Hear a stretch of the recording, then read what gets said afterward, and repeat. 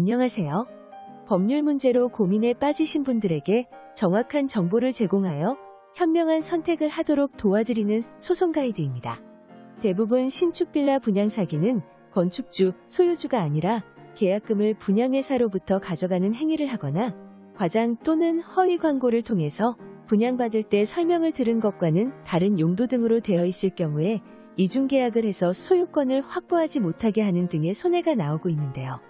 이 밖에도 빌라의 하자를 고지하지 않거나 불법 확장되고 있으나 이를 알리지 않아 추후 이행강제금과 같은 손해를 입게 되는 등의 문제들이 발생하기도 하므로 신축 빌라를 분양을 받을 수 있는 상황이라면 소유주, 건축주, 계약금 입금 계좌, 빌라에 대한 실제 정보 등 상당히 다양한 내용을 주의 깊게 살펴볼 수 있도록 해야 합니다. 신축 빌라 분양 사기를 피하기 위해서는 자세히 체크해야 하는 요소들이 있는데요. 첫 번째로는 등기부등본을 확인해야 합니다.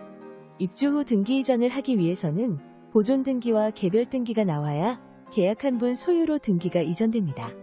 지금은 등기부등본을 열람하게 되면 토지만 있는 상황으로 준공 후에 보존 개별 등기가 나오면 그때 입주를 할 수 있게 됩니다. 또한 신축 빌라 사기인지 건축주, 토지 소유주가 분양자와의 관계를 확인합니다. 분양 대행으로 하는 경우가 많기 때문에 건축주의 인감도장, 위임장, 그리고 위임자의 신분도 확인해야 합니다. 두 번째로는 건축물들의 용도를 확인해야 합니다. 신축 빌라의 경우에는 용도가 주택으로 되어 있어야 합니다. 하지만 용도가 갑자기 근린생활이나 오피스텔로 되어 있는 경우가 많습니다. 이럴 땐 건설주의 세금 문제나 여러 이점 때문에 용도를 오피스텔이나 근생시설로 바꿔놓는 것입니다. 큰 손해를 보기 전에 미리 건축물의 용도를 꼭 확인해야 합니다. 마지막으로는 전용 면적을 확인하는 것입니다. 전용 면적은 등기부등본상에 나오는 내용으로 발코니 확장 면적, 즉 서비스 면적을 제외한 실면적입니다. 전용 면적과 실면적이 차이가 많이 날 경우 허가 자체를 원룸, 투룸으로 했을 가능성이 있습니다. 전용 면적과 실면적이 많이 다를 경우에는 불법 건축물일 수 있으니 이 점을 꼭 체크해 주시길 바랍니다. 하지만 제 아무리 유념을 해도 분양 사기가 발생할 수 있습니다. 만약 신축 빌라 분양 사기가 발생했다는 사실을 알게 된다면 빠른 시일 내에 사기를 당한 타격을 받았다는 사실을 알리고 적극적인 법률 대응을 통해 문제 상황을 해결해야 합니다.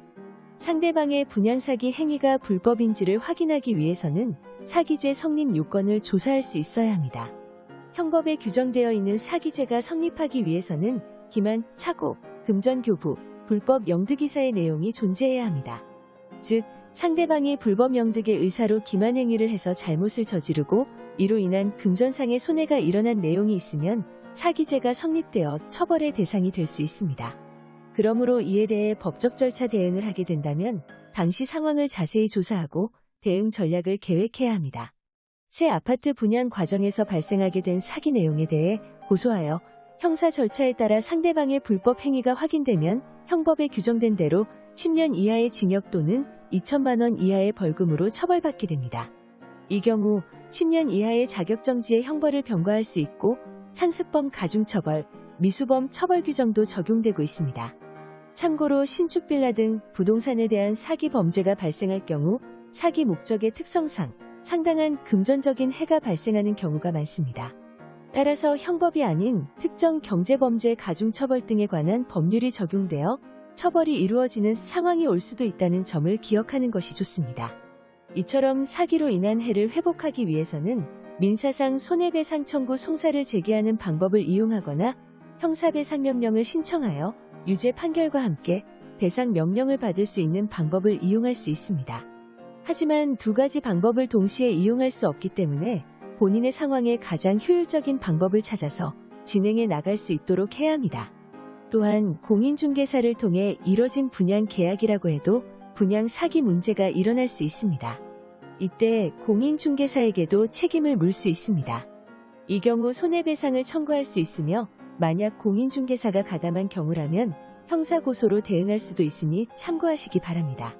소송 가이드는 법률적으로 문제가 될 수 있는 부분에 관해 상세히 설명을 드리고 그 해결책에 관하여 근거 법령 및 관련 법령을 제시하는 길잡이를 해드립니다.